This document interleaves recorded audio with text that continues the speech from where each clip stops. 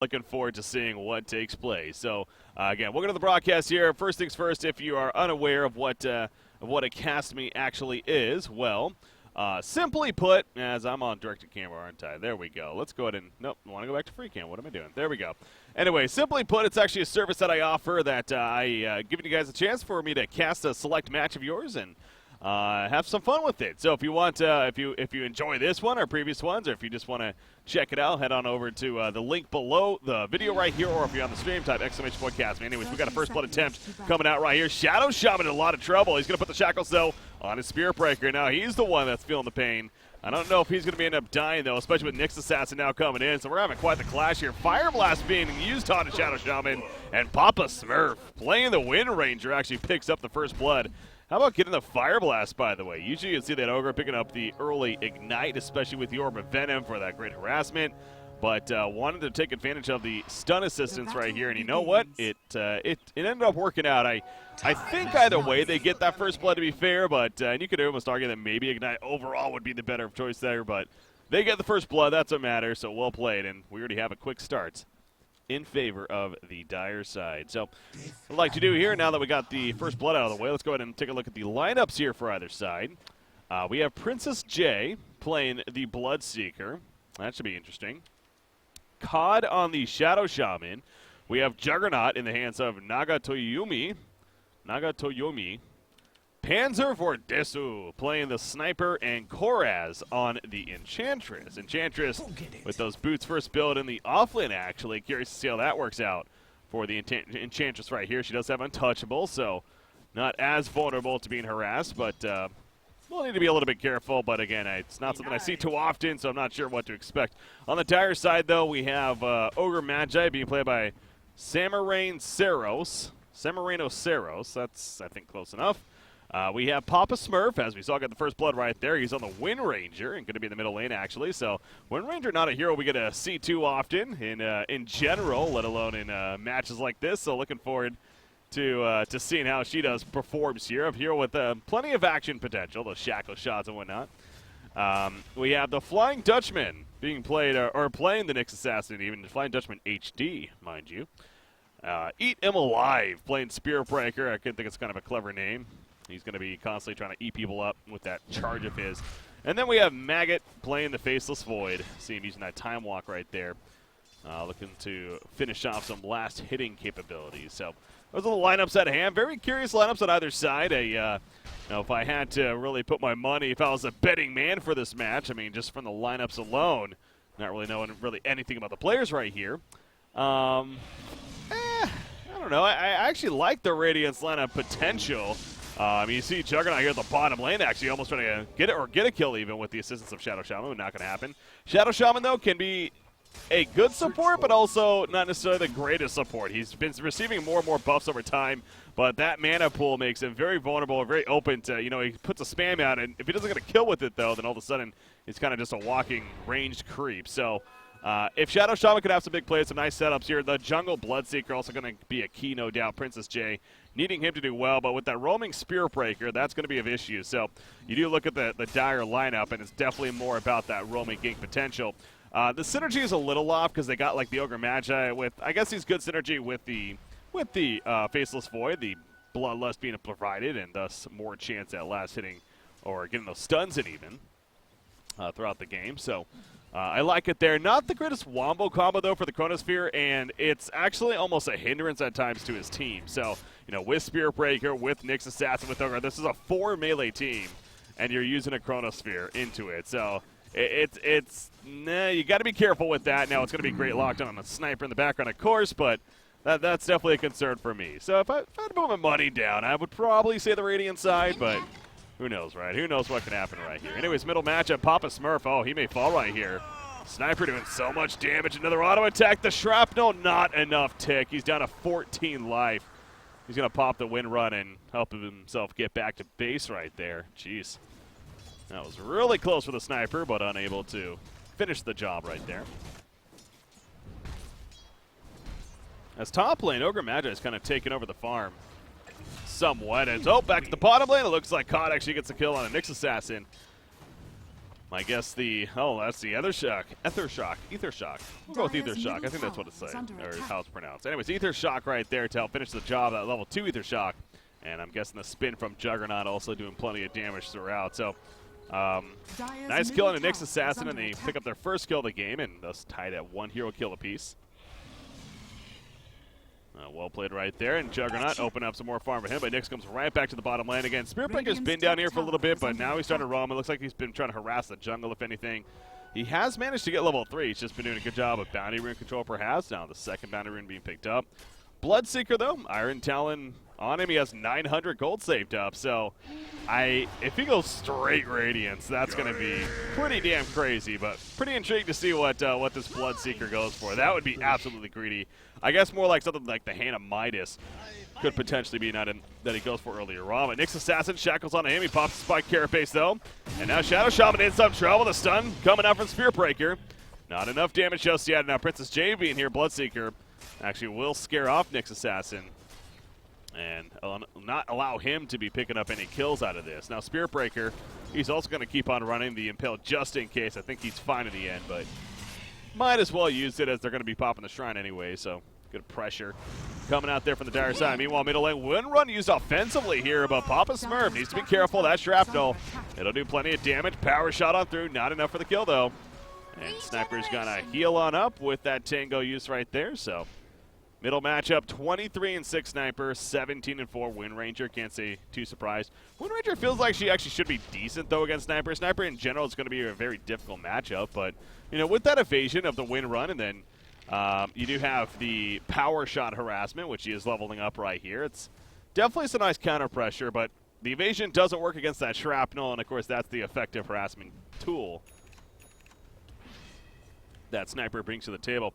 And actually kind of makes you wonder a little bit, maybe they would have been better off if Ogre Magi was perhaps sitting in the middle lane here, protecting the Wind Runner. But you know what, I got to go back in time for that one, because that's a pretty important kill right there. That's at the top lane. Let's see how this happens. Looks like Enchantress coming around the flank onto Faceless Void up here, and just simply Impetus kicking in. He uses a Time Walk. Not the greatest placement, though. He goes in a tree and runs right back in there. Ugh.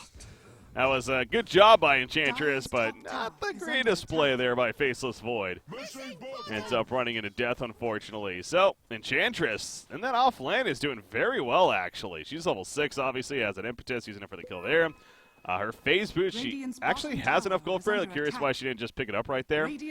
She is looking to go into the jungle now. I guess she wanted that bounty rune really badly, but we'll have those phase boots, and we'll see how she goes from there. I'm expecting something along the likelihood of the Dragon Lance, and then even that Axe I've heard is considered to be pretty heavy core on her. So I haven't watched too many Enchantress games, although recently we've had a couple of 4-position Enchantresses being picked up here and there. But yeah, that's how it seems like. It's like her strength.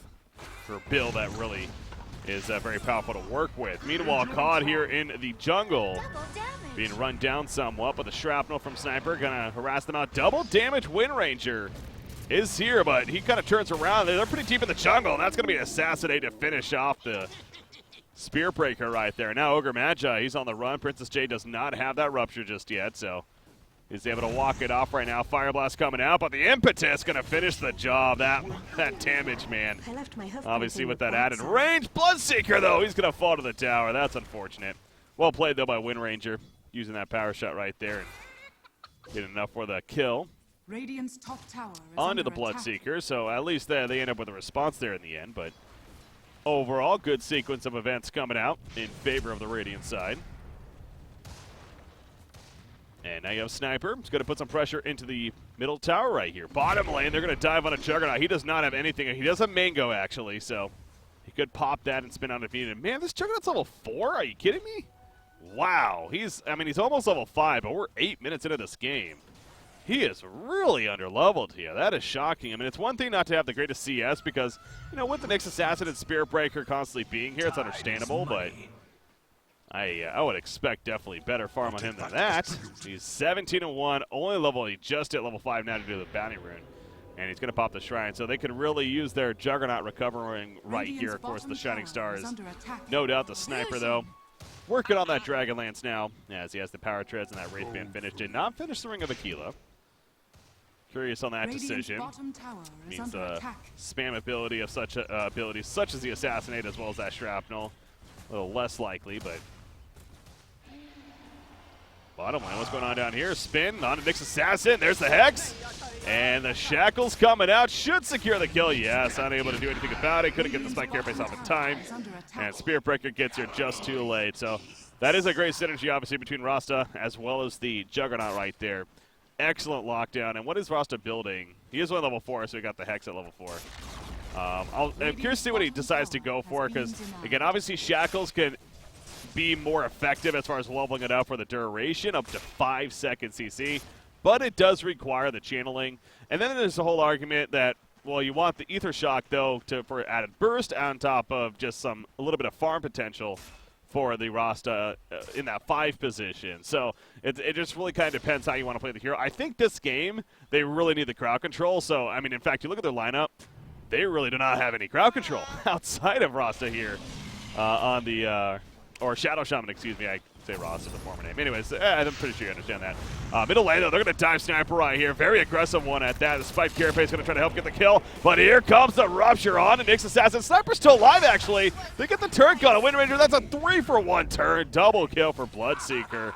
Ay, that did not go nearly as planned for the Dire side. They really committed towards that kill, and they just didn't have the upfront damage to finish off the Sniper. So he buys the time for his teammates to come in and get the turn kills at least. So obviously he goes down, but overall that's a benefit for the team, including this Bloodseeker, who's now level 7. And he's going to have his face boots finished. So he did end up going more of a early build right here with the Poor Man Shield into the face boots. So yeah, he was sitting on about 1,000 gold earlier on. I was really intrigued to see what he's going to be going for. But got to say I like this option, you know. We'll see how he kind of follows it up. I know Blade Mail can be considered to be pretty strong on him as, oh man, another Impetus. If he gets it off, that's a kill. On to the Spirit Breaker, he gets it off. And that's a kill, as expected. But now he's going to die in return. You did your best. Oh, yeah, he's dead. The Mana Burn comes out. You know what? If he just TP'd immediately back to base, he might have lived right there, because that TP from Nyx Assassin would have taken a little bit longer, honestly, in hindsight right there. So unfortunate for Enchantress, or if anything, she could have gone up into the trees and then gone for the quick TP. But she panicked, tried to run away, thus gets turn killed. Assassinate being channeled up on a Wind Ranger. Meanwhile, what was that about? Oh no. Rasta just kind of walks right up, trying to maybe set up a kill on a Wind Ranger, and she just goes, hey, what's up? Focus fire, bitch. Gets taken out right there. Ay. Actually, I think she had that on the structure, to be fair, but still. That's just like turn and killed him. I don't know what the game plan was there for the Rasta. Again, I think it was to try to set up the kill, but he was going in there pretty hot, pretty vulnerable even. So nice turn kill coming out on the Dire side right here. As Faceless Void, though, we can't forget about him. He goes first item Maelstrom. He has been having free farm up here, and it is showing off. Let's take a look at that net worth, actually. 3,500 net worth, actually not the top of the game. I thought he actually was going to be honest, but Wind Ranger is the top of the game. How about that? And what is she doing? Ugh, she's got an early Mithril Hammer. Okay. Interested to see what that turns into. I assume her own Maelstrom, but just wants that raw damage first. Curious as to why she's not upgraded the boots either, though, first. She's going to focus fire the middle tower right here, but has to be a little bit careful. Pops a Wind Run. Meanwhile, Flying Dutchman gets picked off elsewhere. And now they're trying to take out Shadow Shaman. He's near a shrine. He needs to pop the shrine. Pop the shrine. Pop the shrine. Run to the shrine. What are you doing, Rasta? Oh, man. They're going to get the kill, but it comes at a cost. The Spearbreaker comes in and finishes the job. If he just pops the shrine right there, he lives. And they're not going to be able to stop the Spearbreaker from TPing out. And there's that lack of crowd control, though. Again, going back to this lineup, as I was making that point earlier, they are a very weak team when it comes to locking people down. Rasta's the only one, and he leveled up the Ether Shock first. So he only has 1 point in Hex of Shackles, which is still a strong amount of crowd control, but being that he is your only source of crowd control, really effective crowd control at least, that's a little scary, a little concerning. And now that I'm kind of looking at that, I didn't really notice that or pick up on that earlier when I was predicting which team may end up winning this in the end. If I noticed that off the bat, I probably would have leaned more towards the Dire side, to be honest. But I mean, so far they are up 11-6, and obviously Sniper and the other cores are doing pretty well overall. But Wind Ranger continues to lead the way. The Maelstrom has been finished on her, or she at least has the items. Needs to just deliver them now. But she's going to be attacking really fast. Let's see if she gets those upgraded boots. Meanwhile, top lane, they get the lockdown on a Juggernaut who happen to be up here.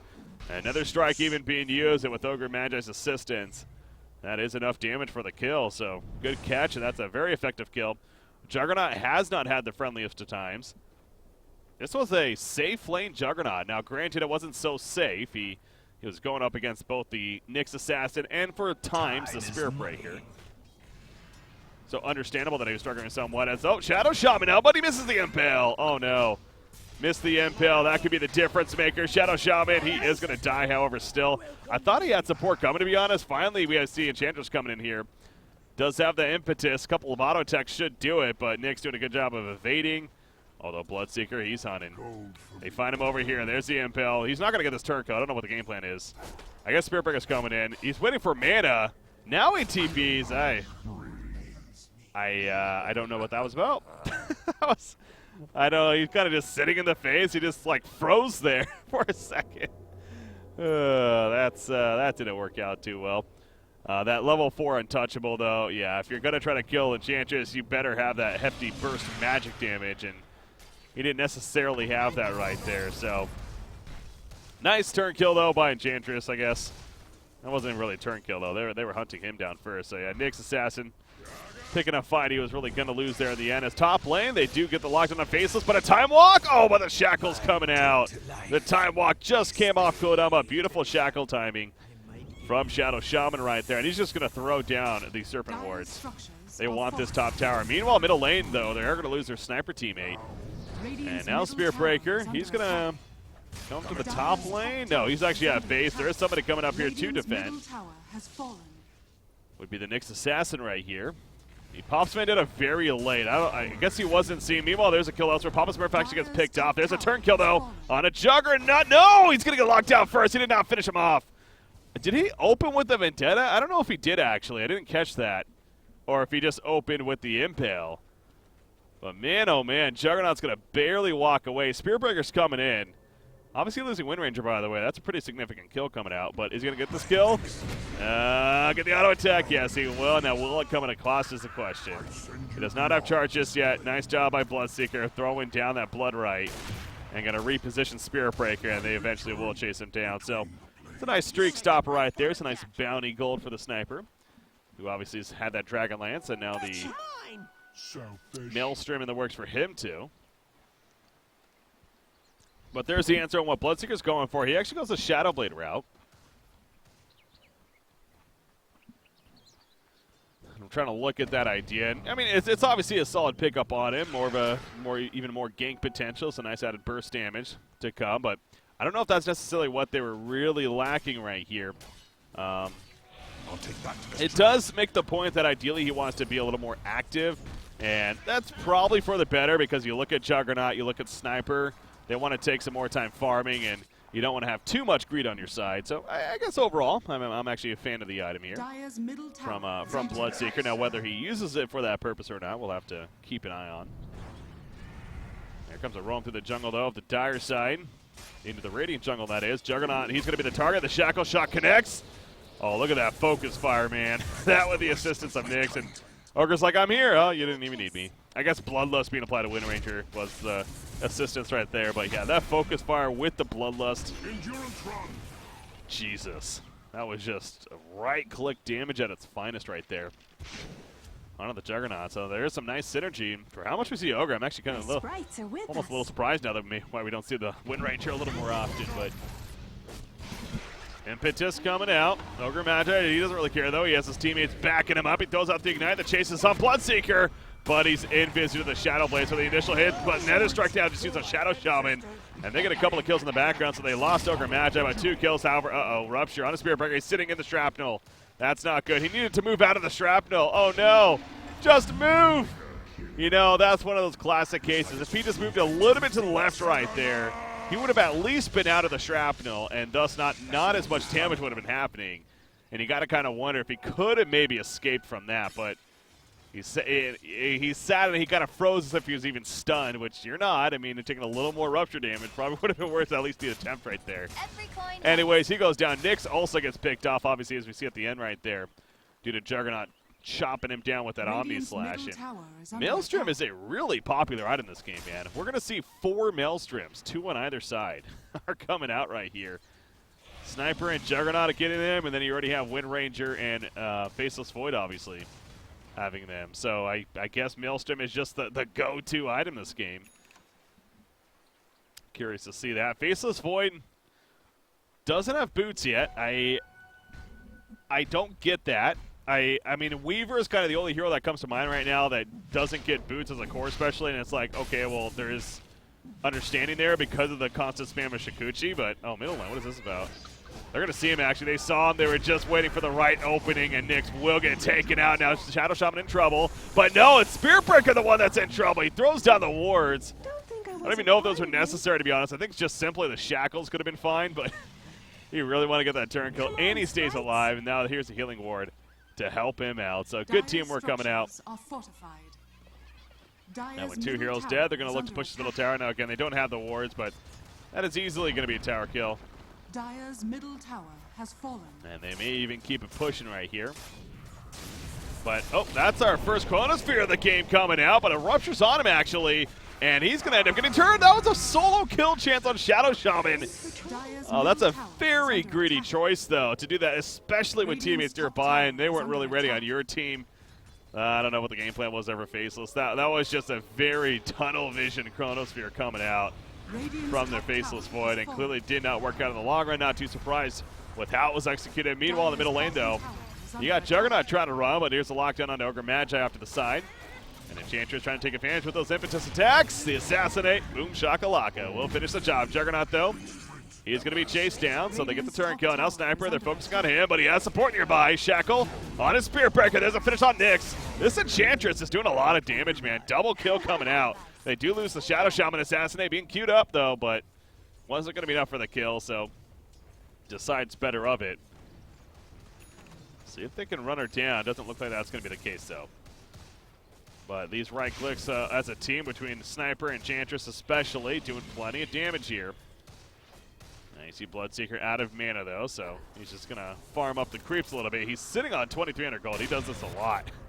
He's one of these players where he farms the whole kit and caboodle, and look at the no boots Faceless Void.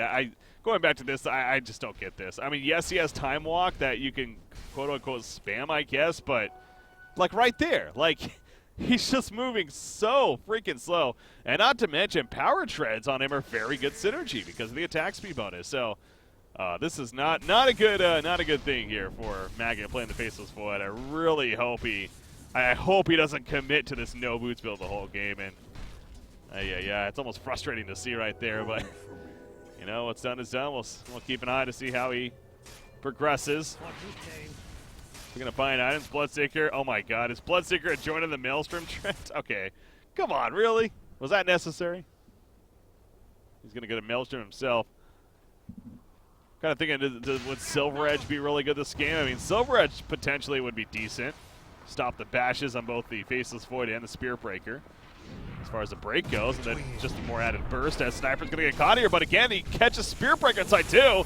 This is the lack of the synergy on that team, so Sniper is dropping somewhat, and the Nether Strike even committed, so they will get the kill, and actually with Wind Ranger being here, they're going to do plenty of damage. However, Spearbreaker goes down, Rosto is picked off though, but they're going to turn around. I guess with Bloodseeker coming in, they were scared. Rupture applied to Ogre, he's dead, and now Faceless Void, he's just going to time walk the other direction.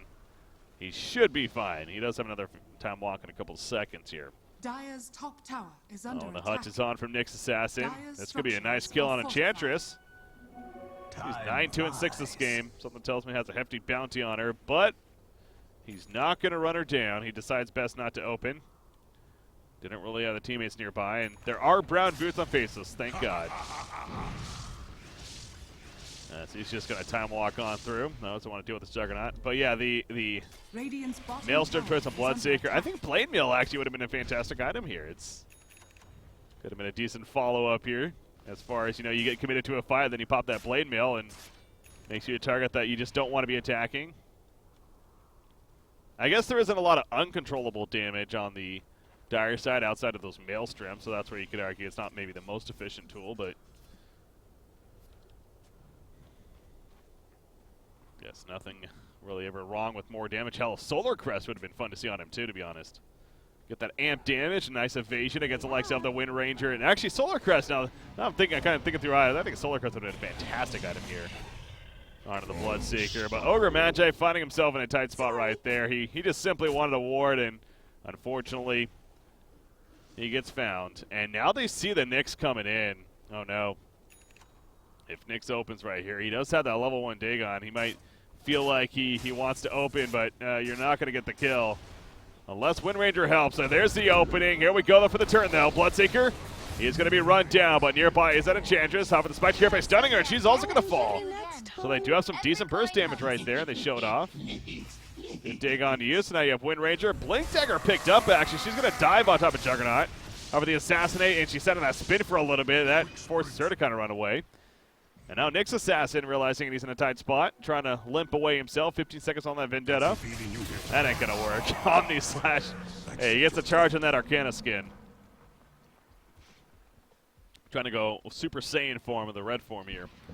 And so he will end up finishing off the Nyx Assassin right there. So Faceless Void, though, pushing out the top lane in the meantime. He'll work his way back. Look at Shadow Shaman just sitting on Arcane Boots, and that's it. But he is level 13. He did, oh, for some reason I thought he had the experience gain talent, but yeah, he doesn't get that until 15, so never mind. Sniper. Are they going to Chronosphere? Oh my gosh. You know what? I think Faceless almost did Chronosphere right there, thinking he was, and it wouldn't have worked out anyway, so it's probably better that the cooldown's not used, but he goes down in return, and down goes Spirit Breaker as well, so Faceless a little too confident. So the lack of crowd control here on the Radiant side isn't necessarily proven to be a massive issue. I mean, Rasta is being in the spots at the appropriate times, and he's the one bringing it. Hurricane Pike has been finished now on Enchantress, by the way. 6 ult stats, 50 damage at level 15, really. Okay, so that is a nice talent to have, especially when you're building up this damage right here. You see Nyx Assassin, he's tired of the Shadow Shaman. He drops in, but now the Rupture's out, and all of a sudden, Nyx is the one in trouble. He runs a little bit, but he's going to end up falling here. Might as well just stand toe-to-toe, do as much damage as possible. Laughing after the fact, rude. But nice kill on a Nyx in return, and obviously favoring the Radiant side there. Oh my god, he has a dig on as well. So we got a dig on both the Nyx and the Spear Breaker. This Dire side, man, they're doing some funky things with their builds. Yeah, Faceless going the Yasha, which is obvious. I mean, overall, Faceless' build is actually very good. I think the lack of boots when he already had a Maelstrom and of Lads was the concerning thing, but at least he has the brown boots now. I do still think Power Dress is a very good item on Faceless Void, but each their own. But yeah, Nyx and Spear. Nyx even okay, but Spear Breaker, no. That's just, it's unnecessary. I mean, it is bringing more burst to the table, but now they're lacking these supportive items. All they really have is Arcane Boots, and that's it. That's the only sense of support item that they have right now on the side. I guess Vlad's on Faceless, so there is that. But outside of that, I mean, they don't have the mech. You know, they don't have things like the Solar Crest that I was getting at earlier. The armlet there. Not the armlet, but the medallion. I couldn't think of the name there.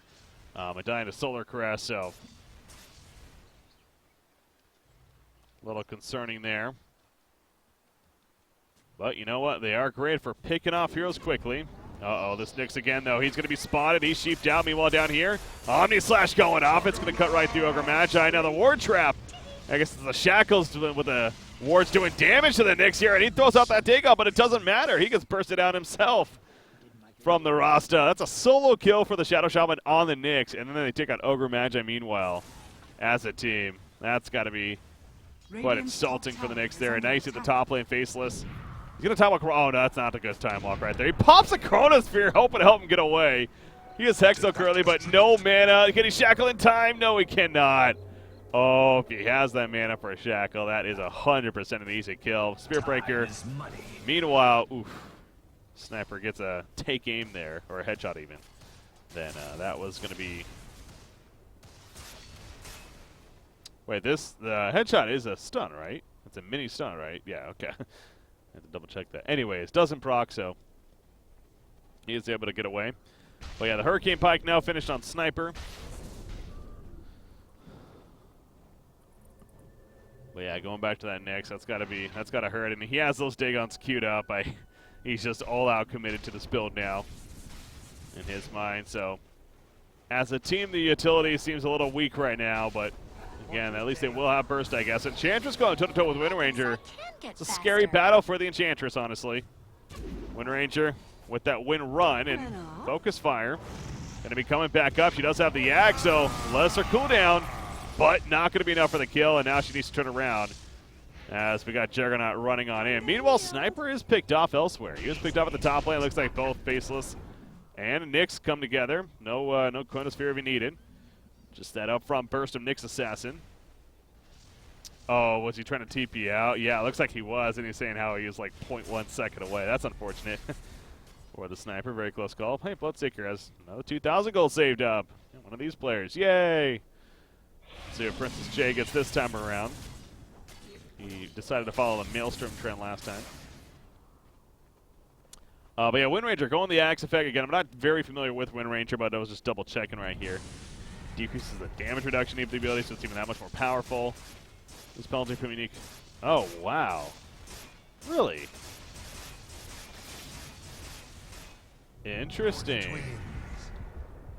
So that really opens her up to being really powerful with that ability. So that definitely feels like a core on the hero for sure. That's nice. Of the Wind Ranger here. So good to see that she has that picked up. And again, the biggest thing about an Axe usually, especially on a core hero like this, is it doesn't really provide damage increase a lot of the times, at least like just raw damage with stats, but it is overall decent stats. But then you have what it does to, in this case, the Wind Ranger. That's like, oh well, yeah, just like the Enchantress actually on the other side. Speaking of another hero that potentially is going to be great on it, she does have the point booster right here. The item itself doesn't really benefit her damage the most, but of what it does with the impetus as far as increasing the damage of the ability. That's where you're getting that huge damage spike from, so that's what makes it a core on such hero. As Nyx, he's hunting again. He finds a Juggernaut. Not going to get a solo kill on him, though. Juggernaut now with that Manta-style finish. Actually going to pop that right here. Send out the army. Oh, that's on the wrong tab. Let's take a look at the charts. I haven't done that for, actually had all this game, I think. 3,000 net worth, about a 7,500 experience lead, though, in favor of the Radiant side. So they're really up there. Oh, another Chronosphere, very defensively, however. Well, back-to-back times we've seen it used just very defensively. And here comes the Omni Slash, but Time Walk, great tool to kind of counter set ability. Thus he goes over the ledge, and he will be fine. They really need a gem here on this Radiant side. This Nyx Assassin, he's getting too much information for the team. Meanwhile, the open onto the Juggernaut, but the Impel misses. And now the Rupture coming out of Wind Ranger. Oh, no, he's locked down. That's a kill on Wind Ranger for sure. And the Shackles, excuse me, helping to keep Ogre and Magi in place. And that'll be a 2-0 in favor of the Radiant. So a nice turn yet again. The wards not afraid to be used in that case where so much chaos coming about. Understandable.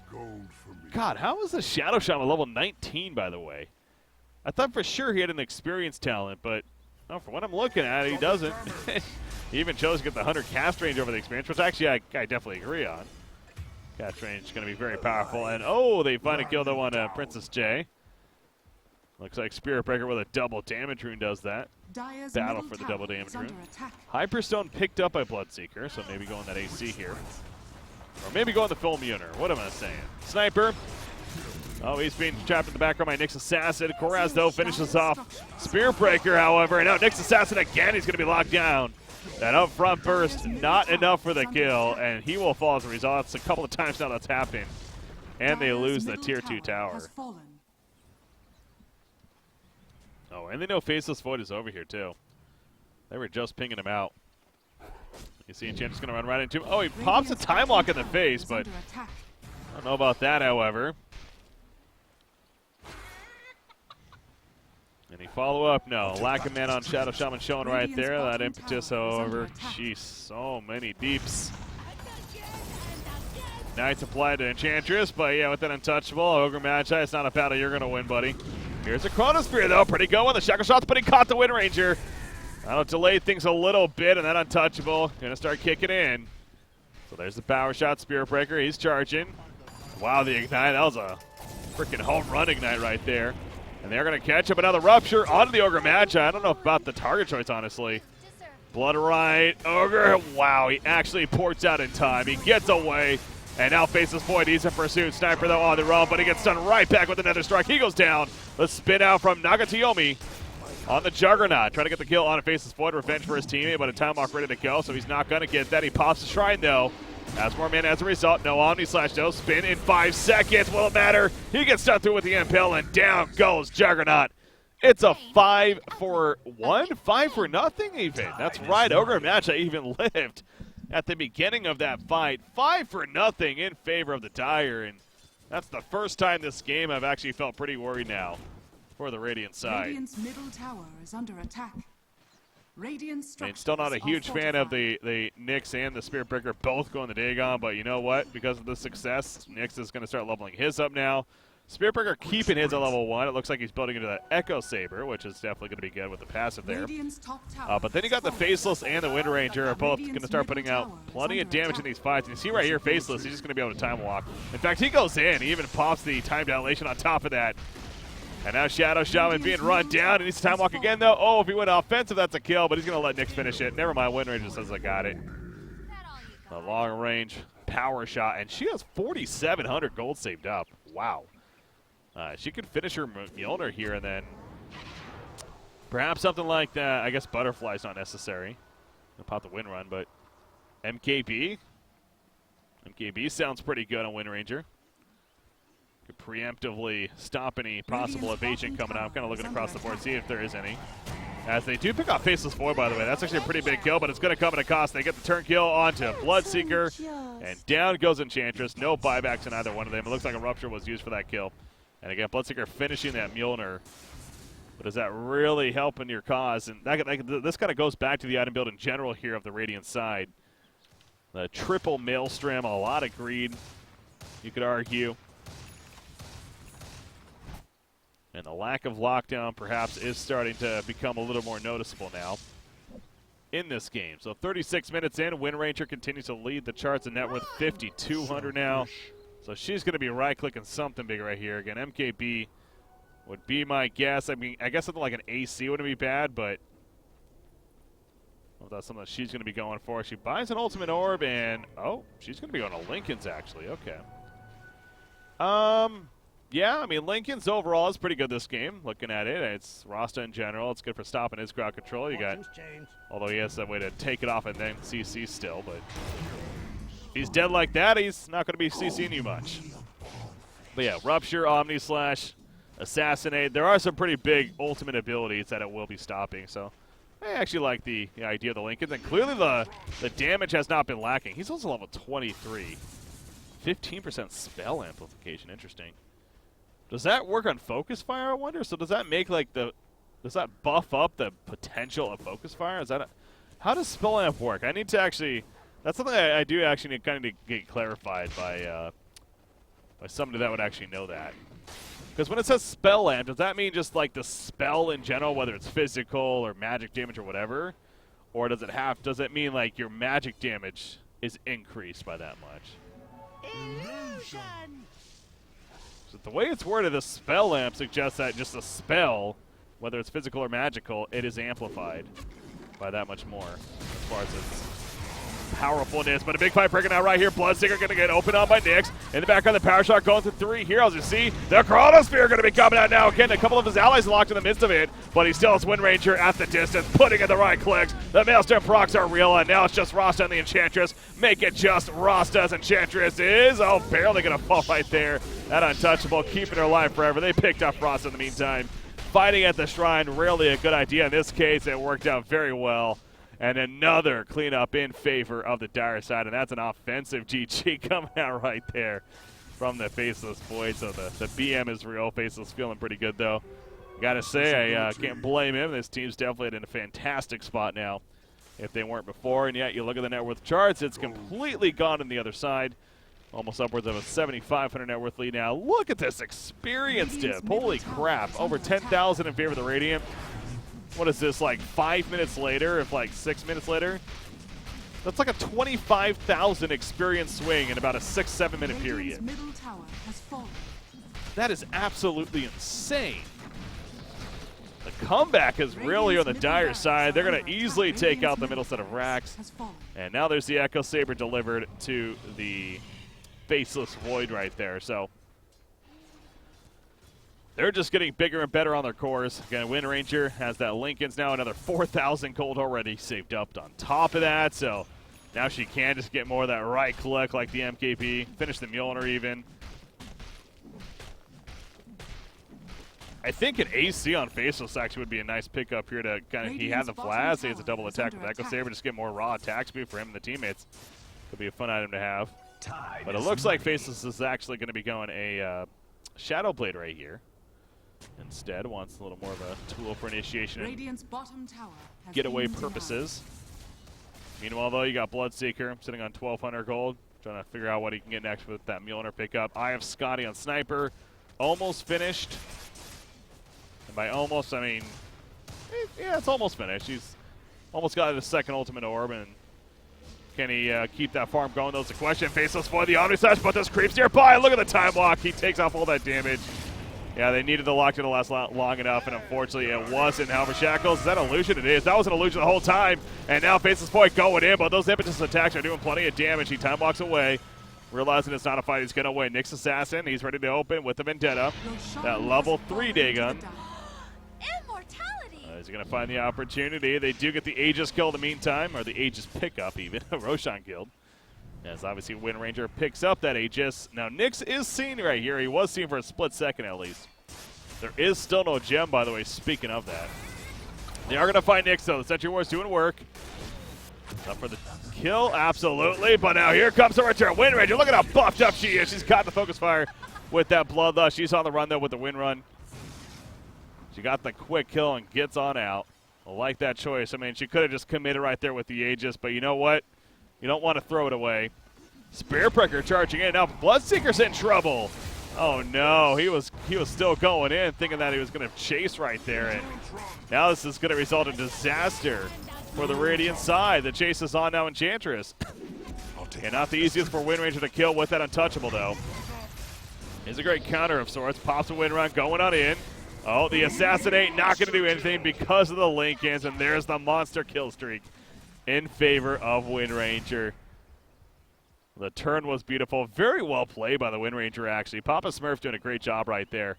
Like I said, of resetting the initial after he got the first kill on Rasta, and that allowed for the turn on to 2 more, and now they're going to push as a team. Oh, we're picking up a Blade Mail, by the way. That's a curious pick about him. Lotus Orb would have actually been really good this game. Help deal with Rasta, if anything. What? Blade Mill. Not a horrible item. Want to work their way towards the top lane. Definitely want to make use of this Aegis, though. A Desolator is going to be the choice for Wind Ranger. Again, he could have gone so many different directions. Decides Desolator is the best choice. That will help for sieging, so let's see what he's thinking with that. And again, the Bloodlust constantly being applied. Kill the Shrines, though. Level 5 Dagon's been finished. And he has an Blade queued up into an Axe even. So he's got his final build, the Flying Dutchman HD does. Going to be a while before we see all that, though. Meanwhile, Spearbreaker on the other side, the Echo Saber we talked about, the Shadow Blade, and another 1,800 gold saved up. He's just been sitting on that level 1 Dagon, but plenty of damage. Quick kills, and heroes like the Sniper, who, again, with the Eye of Scotty, he's bulking up a little bit now, 2,100 life. Or the idea of getting the Eye of Scotty. He still needs a little bit more gold for it, but that would be without a buyback. So probably going to be a while. Faceless ends up going a Battle Fury. That's... what? Okay, I just expected it to be a Shadow Blade, but... Battle Fury? A late Battle Fury at that? As oh, I guess he found a free kill. I went away from him for a split second. And then he finds a free kill on a Rasta with the Chronosphere use. Okay, well, not the greatest target to be using a Chronosphere on, but hey, got him a kill. Yeah, I don't know what the game plan is with that, though. The 40-minute Battle Fury, I don't think it's really doing that much at this point. He is level 25, though. He has a 20% more evasion now as a result of that, so good luck killing him if you're this Radiant side.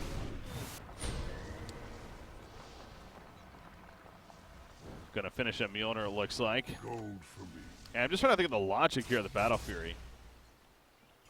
I guess if anything, it's just he wants to get like a big Chronosphere on multiple heroes and then cleave them down, I guess. But it just seems silly. It just seems like almost a waste of sorts. So he already had his farming tool now with the Mjolnir even finished.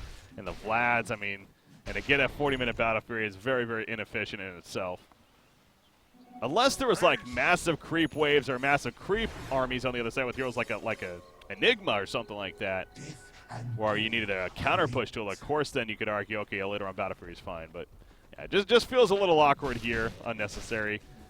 I mean, that's 41 or something around there. It is 4,500 gold even, yeah. 4,500 gold spent, and mentioned the idea of something like an Assault Curiosity earlier. A little bit more gold he has in AC, which benefits himself and the team quite a bit.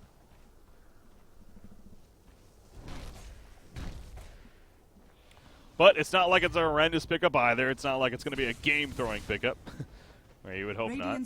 Speaking of level 25, Wind Ranger, I'm sure she's there. Yes, she is. 100 attack range now as well. So what is she sitting at? 700 now. I believe the Chronosphere has been used. It has, and it catches Rasta again. And he's only getting these Rasta kills. Now he's going to time walk away as there's some return damage. Juggernaut wants this Omni Slash.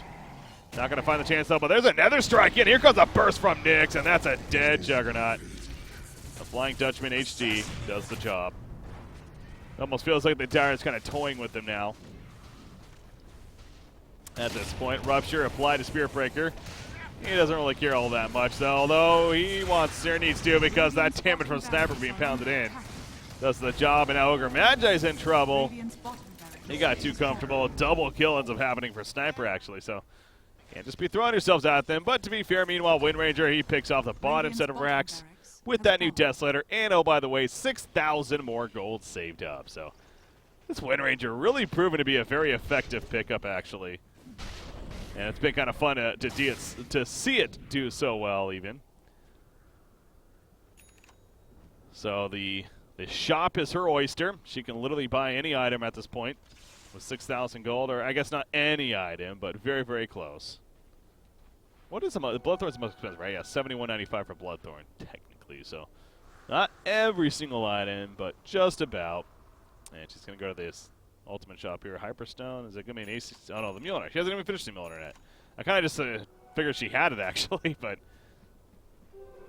invisibility. She's going to finish that first, which makes sense. And you know what? She'll have another 6,000 gold in 2 more minutes, so what does it matter, right? Every coin helps. But yeah, this swing, man, this has got to be so frustrating for the Radiant because it just started to go downhill about the 36-minute mark. And I'm kind of trying to remember what fight took place at that point. And I guess there was that decent Chronosphere. It was a fight in this area, I believe, if I'm not mistaken, that happened and kind of translated in. Oh, they find actually a kill on a Faceless. He got the Sniper kill, but obviously comes at a cost, and Sniper buys back immediately. So getting a little distracted right there, trying to make a point. Magus like, just let me in, please. There's nothing more frustrating than on the losing side, especially when the other side's complaining about you stalling the game. And like, I mean, they're trying. You can't blame them for trying. That's just over the top BM in my opinion. But this Faceless doing some odd things. Meanwhile, though, Juggernaut getting picked off over here. I'm missing kills. I apologize for that. Let's catch this kill, though. Nyx Assassin goes down, but now here's Spirit Breaker. Gotcha. Charging on in. Can't only catch him, I guess. Yeah, that's off Rupture in 3 seconds, so Bloodseeker wants to chase, but obviously you can't go too deep here. He's going to get the Rupture off. Yo, the line of sight. Come on, you can find him. You can do it. He just keeps on line of sighting him. Now Wind Ranger's here. Uh-oh. Bloodlust applied, and all of a sudden, Bloodseeker's like, ah, crap, I regret this. He chased forever, and obviously buys more than enough time for a turn kill to happen. So just like that, he's dead, and He does have a buyback. Juggernaut's staying there for another 30 seconds right here. Roshan will respawn in 2.5 minutes about. Transfused. There's the buyback on a Bloodseeker, realizing that he can't just hold on to it. Enchantress, I love these auto attacks in the slow motion. And now Ogre Match, he once again is regretting doing this. Blade Mail's not going to save him there. Enchantress did end up getting the axe, and you didn't really get to see Enchantress really take off, unfortunately, which is kind of unfortunate. How does her enchant affects Ancients? Really? That's her level 25? Huh. So she can actually pick up Ancients similar to a Chen with an Axe effect. Okay. That could be curious. I mean, if she gets, she's going to be level 25 here soon, and I mean, if she manages to get a couple of those Ancients, they could be pretty powerful. You got the Black Dragons, you're good for pushing. There's a couple of Aura effects. There's, yeah, this one right here, the Ancient Thunderhide. You get the Frenzy and the War Drums Aura. There's another one, too, with the decent Aura, I believe, if I'm not mistaken. So the Ancients could be kind of fun to kind of go an all-in push here, and counter push even. But obviously that's hoping for a lot.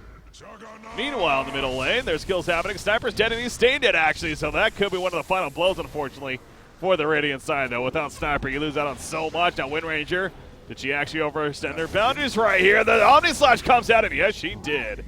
Wind Ranger goes down, so that's a very good kill. You see the 1,257 bounty gold for the Enchantress on top of that, who did end up going the Ancient Enchant effect. So can she actually get to them and take them over now is the question. She's going to try to chase right there, but Spirit Breaker just gets away in time. Meanwhile, Nyx Assassin, oh my, I guess he was in the midst of that. Didn't even catch him there. Faceless Void, he's going to fall back before they jump him, though. He has another 4,000 gold saved up. He's going to TP out. And no stopper onto him. So Wind Ranger did die with sitting on about 5,700 gold, so again, going to be resurrecting here. And does she even have inventory? I guess she really doesn't have inventory space. That is kind of the issue right now. Selfish. She could hold that Blink Dagger in her backpack and get a raw damage item, if anything. In my dreams.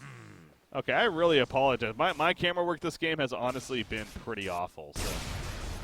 Okay, they chase him down. Looks like that was a Rupture kill, though. Okay. I have to make sure to try to get that one in there. All right, we're gonna really try to fine-tune this. 4,300 gold saved up on Enchantress. I say that 50 minutes into the game. Anyways, 4,300 gold saved up on Enchantress here, so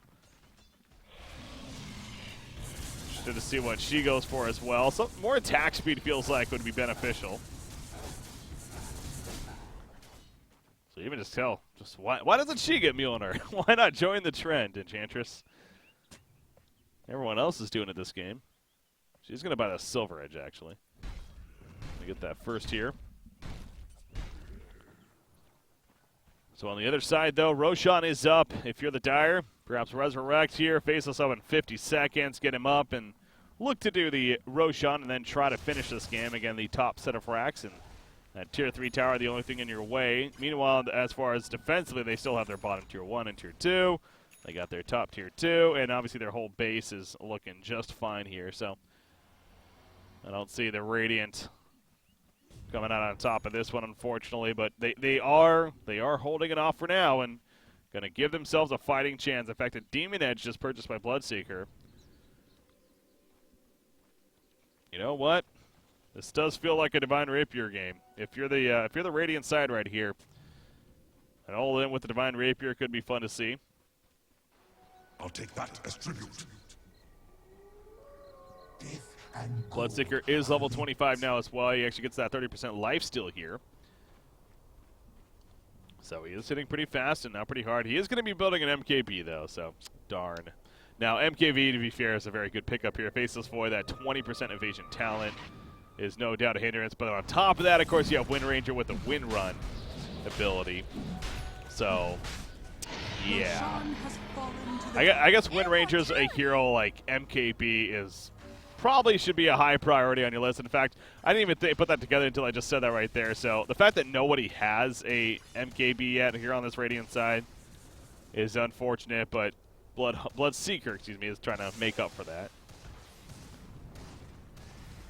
Well, they kill Roshan, And there's an Aegis on Wind Ranger, and here we go. The focus fire onto the tower. We're going to catch Enchantress. The Chrono Spirit catches a couple, actually, Bloodseeker included. And now Enchantress drop in. That Untouchable, though, kicking in. She's going to survive for now. The Omnissiah's passing around in the background. Ogre Magi is going to go down. Now Maggot falls out on that Faceless Void. Wind Ranger being locked down somewhat, but Eat him alive on the Spear Breaker got a little bit too deep. They do kill Bloodseeker. Wind Ranger locked down, though, at half-life currently. Shadow Shaman keeping the CC, and they pick off Wind Ranger. The hold is real. Sniper just sitting back with that Eye of Scotty procs coming out. And they were not able to get to him. So well played. And I see the Yags effect of the Nyx Assassin. He's going to get taken out. A triple kill for Enchantress. And all right, maybe this game isn't so over. Enchantress has 4,800 gold. She's got the ability to take over Ancients now. Again, she doesn't have any currently, but she has some options. She's got a Thunderhide here. I guess a couple of Thunderhides even currently. But Juggernaut, also that Abyssal Blade definitely coming into play. I mean, everyone has a buyback, obviously, on the dire side, and Spearbreaker already using his, at least. And he's charging out here. I'm not sure what the game plan is. Jesus, he is fast. That 500 charge speed. Oh, my God. That is ridiculous. I've never seen that before. I've not seen the 500 charge speed Spearbreaker. That is absolutely absurd. I was wondering why he's going so deep. But you know what? When you have that speed, I guess that makes a little more sense. So he will kind of stall them a little bit, and Juggernaut eventually falls back here after a split push in the middle lane. Dire's middle tower Now he's going to is charge under towards the attack. top lane. Dire's Also has a Zac structures Scepter are here, so fortified. causes a greater bashed hit area around the initial target. Decreases the cooldown, increases cast range. Jeez. At 20 seconds, so it's like an AoE huge bash now. But Sniper did plenty that last fight, and he's actually working towards finishing a Butterfly, and I think he at least has the Eagle Horn, which is being delivered right here. Yep. Eagle Song, excuse me. So almost there. Meanwhile, they find the kill on a Juggernaut, though. He does have a buyback. At the top lane, the Chrysalis for Faceless Void coming into play there. 5,300 gold on Faceless. Probably should be using that gold here. Finish that Daedalus even. He has 3,800 surplus, so if I'm not mistaken, I believe he could finish the Daedalus. Yeah, he definitely could. He could finish the Daedalus and still have a buyback here. Not sure why he's not. Wind Ranger sitting on 6,000 gold, but again, her items, like, they're good, but this isn't a...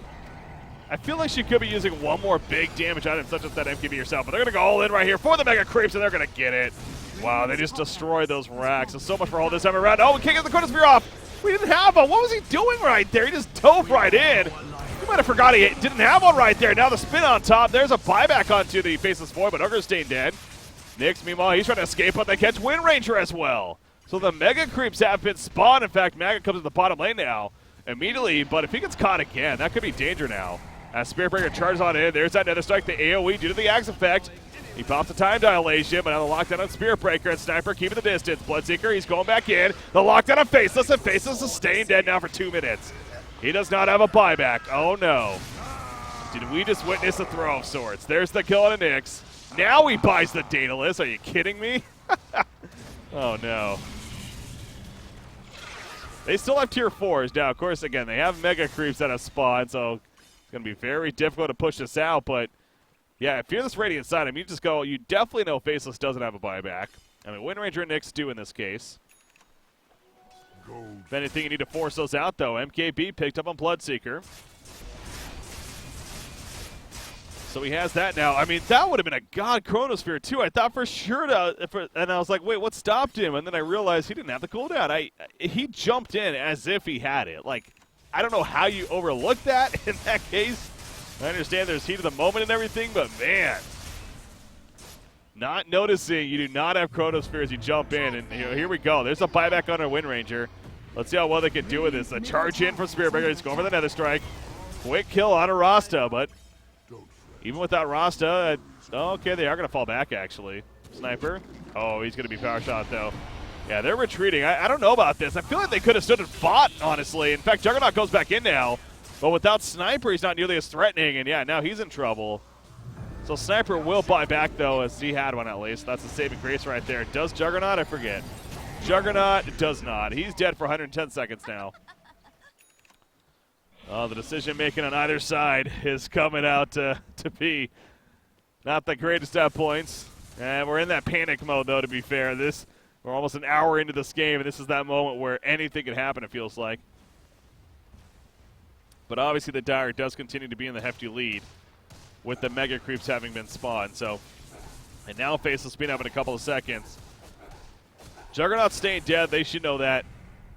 And with him dead, that's a big core they're missing on. Again, Wind Ranger not spending that 5,500 gold, I also am not a fan of, but he's going to find a free kill here on a Bloodseeker who, once again, has a buyback, though. And he'll just use it immediately. But yeah, Wind Ranger really might as well have gotten that MKB. Or just some kind of even more damage here. But to each their own, he's going to go in. Jump on the Shadow Shaman, that's a free kill. Flying Judgment HD, he'll stay alive barely as the Hurricane Pike pushes it back, but they pick off Sniper. There's the kill on Enchantress. And that should do it in favor of the Dire. Everyone's staying dead. Well, it wasn't easy at the end, but they do come out on top, and they do come out victorious. Well played, ultimately, other than a couple of curious decision-making here and there. But you know what? It's choices like that that do make things entertaining overall. So, got to say, the Wind Ranger overall was fun to watch, though. Again, not a hero we get to see often, and so well played, especially by Pappa Smurf right there. But good effort by the team. And good games all around. So that's going to do it for an hour-long match right there. You know what? I do my best, obviously, not to spoil myself going into these replays, and I wasn't really spoiled by it, other than kind of knowing how long it was. I thought that we were going to see a comeback in the making. I really did. I thought for sure the Radiant was actually going to somehow come back there, but wasn't to be in the end. So well played by the Dire to finish the job at least. Again, that was the Radiant actually being ahead for the good first 30 minutes of that game, actually, if you think back. So it was a slight comeback from the Dire, to be fair, that ultimately led to almost the counter comeback, but again, not enough. So Dire is victorious. Congratulations, and that's going to do it for this Cast Me. So hopefully you guys enjoyed that. Again, if you don't know what the Cast Me is, check out the link below on the video or type !Cast Me in chat on Twitch. And also you can check out this commercial. Until next time, guys, hopefully you enjoyed. Hey guys, Breaky CPK here, and I'm excited to announce my new service I'm offering called Cast Me. Have you ever wanted to have a hype caster cast one of your games, however haven't had the opportunity? Or how about you were just looking for ways to get your team more exposure with a professional feeling broadcast to help? Well, now is your chance, as I will cast a select match of yours, either replay or live, for each of the following games. Dota 2, possibly BKB, but of course that's going to be wearing off. There's one Ravage. Remember, has a second one, two still used. Storm Spear flies back in the background. They catch Sven actually at Half-Life. Sven is going to drop right there. The Sunder not even used, actually, by Monkeys Forever here on the Terrorblade. That Metamorphosis, they do kill the melee max, but at what cost there? CSGO. Peeking. Flame is down. They're right on top of him. He jumped on top. Twist goes down. Lekro gets that kill on a Weber, but Lekro will fall to toss it. And, of course, Han. The Dead will jump on a Behemoth. The Shockwave still goes off to the Eruption, but he's still alive. Earth Shatter, meanwhile, is up from Parallax. He does get caught in the Arcane Vortex, though, from Moira. Andromeda will go down. You do see no... For prices and more information, just check out the website, thegoodgeekwife.com, and go to the Breaky CPK Cast Me page, or just click on the link provided.